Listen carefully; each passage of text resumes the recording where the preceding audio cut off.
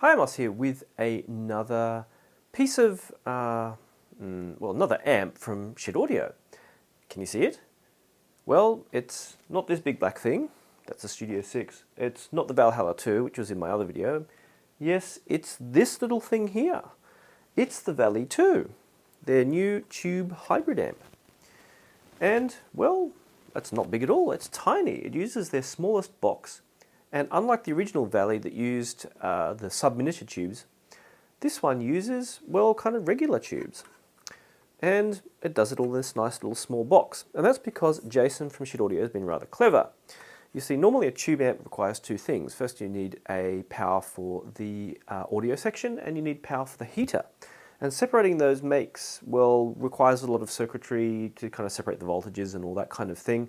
And normally it will require a big box, like the Valhalla 2 is in.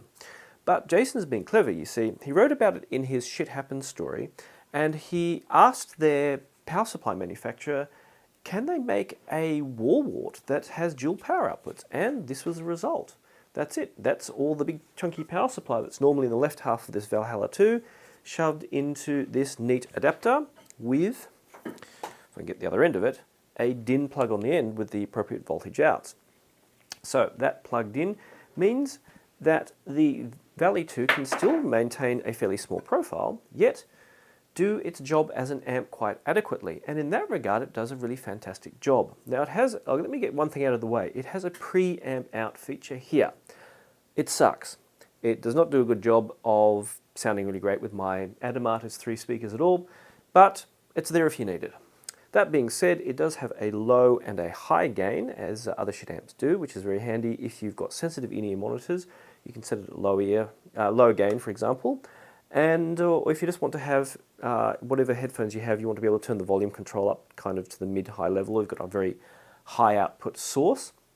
And you have high gain for everything that requires a fair amount of power.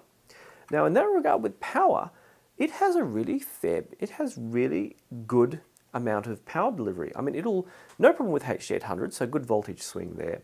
And no problem even with Hi-Fi Man's HE1000s. I mean, it does a better job, I think, with HE1000s than my Chord Mojo does, which is a pretty remarkable feat, especially for a little small amp this size. And you get a fair amount of detail through. I mean, it doesn't sound as, tight and detailed as my good old Studio 6, but compared to that, it's rather like after you've had a couple of beers or a couple of glasses of wine when things start to loosen up.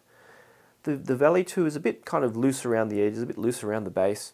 Well, yeah, you could say it. The Vali 2 sounds a bit drunk, but it sounds really good.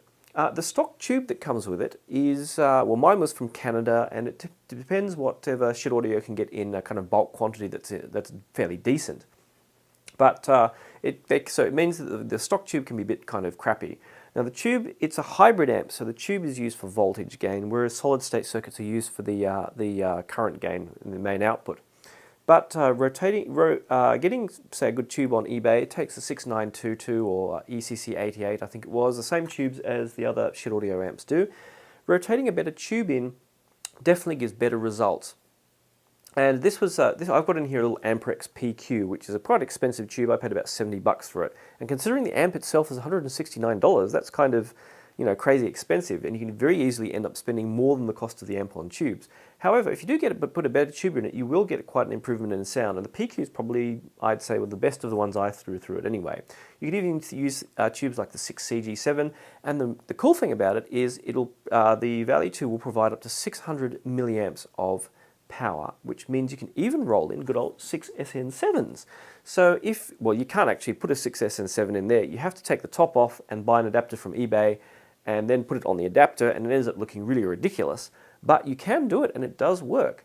Or you could get a socket saver, put it in there, and then put the adapter on top, and then have this big thing sticky on there. And if you get a really old 6SN7 or similar tube, you could actually end up having some big bulky thing on top, or a double adapter in the old single triode tubes, and you can go really crazy. You can actually roll a lot of tubes through here, although you probably really don't need to. But if you're one of those people who does have, say, a drawer full of old tubes, like a whole bunch of 6SN7s, then you could buy a Vali 2 and play around with them just for fun. But in that regard, it's actually a very neat, very flexible amp. And the sound quality is way, way, way above its $169 price. And that is, of course, because Schiit Audio doesn't have a marketing team, they don't have a customer service team, they don't spend a lot on advertising, although now they do some in stereophile, and they use the same casework and bits and pieces on pretty much everything, means the price is right down. And so if you're wondering, should I go and buy one of these, you should just go and buy one of these. If you're considering a cheap Schiit Audio amp, you should just buy one. I mean, they are really, really excellent sounding, and I actually prefer listening to this over listening to the Valhalla 2, even after I've rolled tubes through it. So, very high recommendation for me on this. It's by far one of the best value things I have ever listened with, and it will definitely work with a good source. I was using Schiit Audio's Yggdrasil, so I was using their most expensive DAC and the least expensive amp from memory. I don't remember how much the Mani is, and yeah, absolutely fantastic. And if you just want a thing to play around with, you should buy one. Really, really great effort from Jason at Schiit Audio. Highly recommended. And so, once again, if you have any questions about this video or anything in it, or anything at all, post them in the comments. And don't forget to like the video and subscribe if you'd like to see more.